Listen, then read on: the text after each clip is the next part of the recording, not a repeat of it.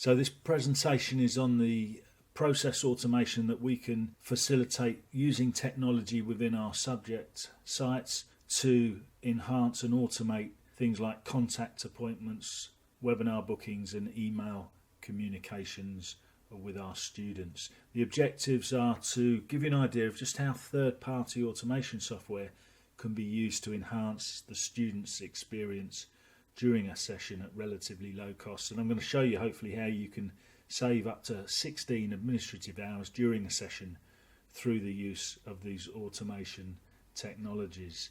Now, in my experience, during a session, there's a lot of administrative time wasted. Simple things like residential booking requests or telephone catch-ups that you're trying to set up could trigger a 3 or 4 way email exchange, and it was ad hoc for both myself and the students. And it's easy to think about the overload that we're under. We're constantly trying to manage completing priorities, and we're multitasking and trying to make the best of our time in order to deliver and even just fight to stay on top sometimes. And I'm sure that kind of is all familiar to you all. But think about the students, they're going through it as well. They need to talk to us. They want things to be as convenient as everything else in their digital worlds. And they want to be able to spend their time that's precious wisely and efficiently. So there's definitely a need then for intervention.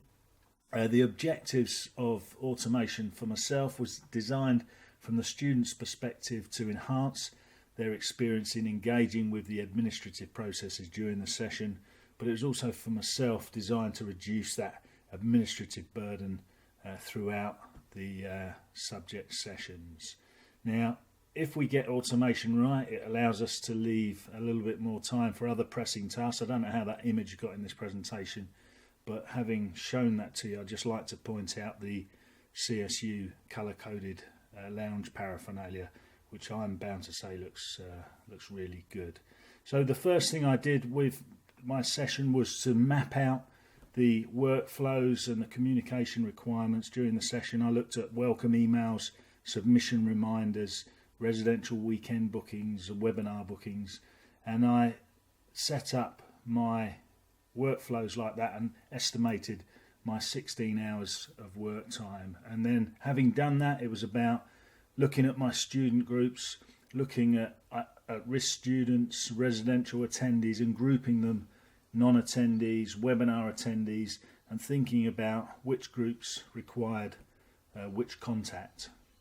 Thereafter, I moved to look at automation software, and it mainly comprises 2 systems. Calendly, first of all, we're going to look at is a browser-based calendar function that sets up online appointment bookings for you, which you can use in a subject site, and also MailChimp, which is a customer relationship management software.